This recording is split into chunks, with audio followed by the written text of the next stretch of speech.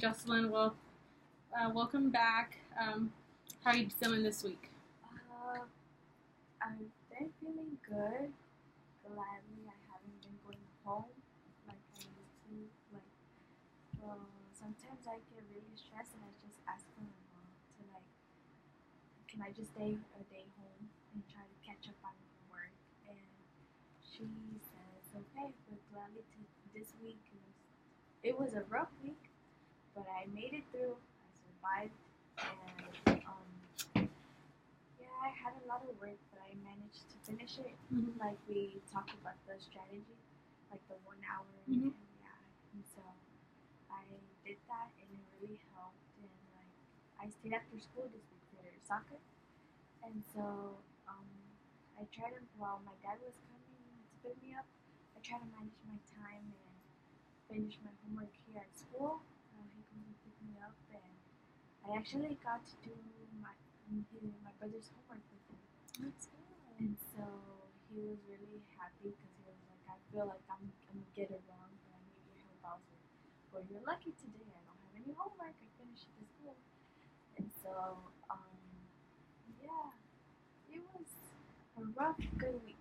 That's good because I know that's what we talked about before. Was about at the end of the cycle, you start feeling like stressed out because there's like a little bit of time, like to get grades in and to make sure your grades are where it's at. So you just feel that little stress again that from the grading cycle being over. Yes.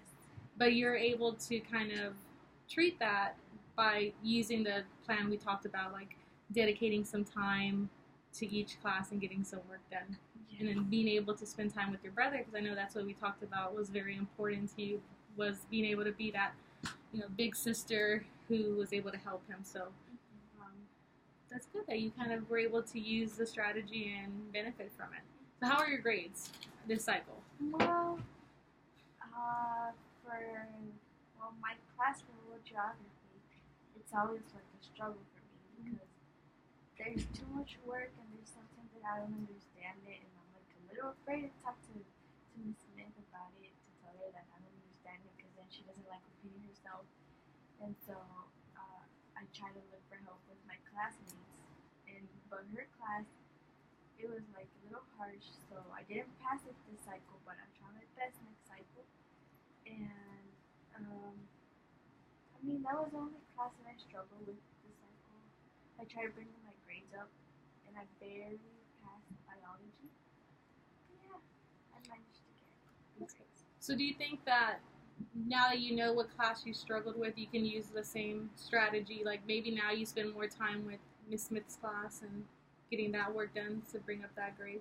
Yes, I'm really gonna try to finish the what I can in her class, and what I don't finish, I'm gonna try to finish it at home, but I'll put it down on my plan. Oh, that's good. Yeah. So I do want to move into talking about something we discussed like our first session when we talked about like disappointment and you not liking to disappoint people.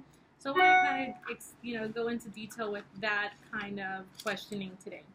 So my first question is, do you feel uncomfortable when you're nervous around others? Like, do you? Is that a clear question? Okay, so I want to keep going on with it. Well, yes, I do feel uncomfortable when I'm nervous around people because, like, when I'm nervous, I start thinking like a lot of thoughts that I might say like, oh, she's gonna get mad at me, and I get nervous, and then like sometimes my hand starts to sweat, and so I'm like, do other people see it or what's wrong, or and I start bringing a lot of thoughts to mind, and well, yeah, I use some strategies that my counselor used to give me to like if I feel nervous to draw or listen to music, and so that really helps me to like calm it down, and then I can do the stuff that I need to do without getting nervous. So I know you brought up Miss Smith in her classroom. Who else? Do you feel like you don't want to disappoint her? Like, is that someone that like who are the people that you don't want to disappoint? Well, Like in general, in all aspects, personal, school. Miss Dowell, Miss Lee, Miss because biology I think I got it. Okay. And what about in your personal life? Who are the people that you do not want to disappoint? Well, people I don't want to disappoint is my parents. Okay. Yeah, my parents. Because when they look at my grades, when I used to have like pure A's and some B's, and now it's like I got like I guess 77 is a C plus. Yeah, and so like I don't really want to bring that up to the cycle. Yeah. So that's a good like leading point. So you talked about your grades being all A's, like maybe in elementary and middle school, and in high school it's different, right? It's a lot harder. It's a bigger course load, and you're having like a drop in your grades. Do you think that have you experienced like have you feel like you disappointed your parents because of like the grades that are happening now, or do you think like it's not a big concern to you? Do you feel? Well, yes, because my parents are always used to seeing like A's and B's, and when they see my grades that they're like a C plus, they're like, "Why did you get this? Did you do your homework? Or do you have homework? Or I'm gonna go and talk to your teacher, to the office, so I can know what's going on." Because they usually know that my grades are not like that. Yeah. And so they try to figure out what's going on, and if I do my work or if I do homework, that's constantly like going up to me. And how does it make you feel? Like when your parents like maybe question you, like, are you doing your homework? Like, does it make you like sad or angry? Like, how does it make you feel knowing like your parents are? It's like a mix of sad and angry because like I get sad because I disappoint them, and then I get mad because like they don't know like what you're going through, yes. what's happening in like in school. And like I'm sometimes when they tell me to go to sleep early, I'm like, it's not my fault that they leave me a lot of homework. Like I got homework to turn in like every single day, and so they're like, oh well, try to finish earlier. I'm like, I'll try, but like I'll try my best. Do you feel like that tension is like causing you more stress, like having these conversations with your parents because you see it's causing you more stress than just like the coursework as well? So the next thing I want to bring up, is that's a good point to lead off of, like it's causing you more stress. Do you think that when you feel more stress, does it hurt you from getting things done? Like, does it add on that stress does it bring you more like frustration and more difficulties finishing what you need to do? Well, yes, because usually when, like I said, when they send me to sleep early, like I try to finish my work fast, and I don't think like when I have time, and I'm just like, oh, I need to go home.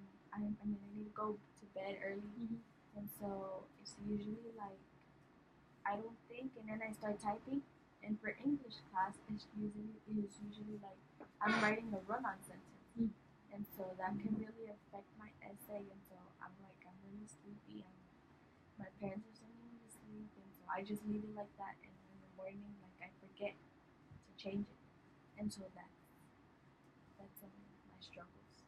Oh, so it's definitely like it's all on your shoulders at one point, right? Like you're sleepy, but your parents are also saying go to bed, and you have to stay up, and then you're like, I have to do this homework. So it's just like a buildup of that stress. So do you think using the strategy, like breaking up your coursework and your homework, will kind of alleviate or kind of get rid of some of that extra stress?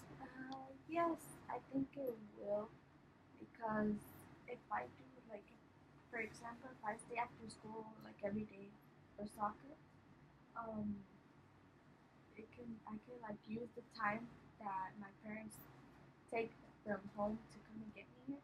I can use the time to get half of my homework done, and or in lunch I can like do the whole hour for advocacy and try to do like some of the classes that I'm doing a little better.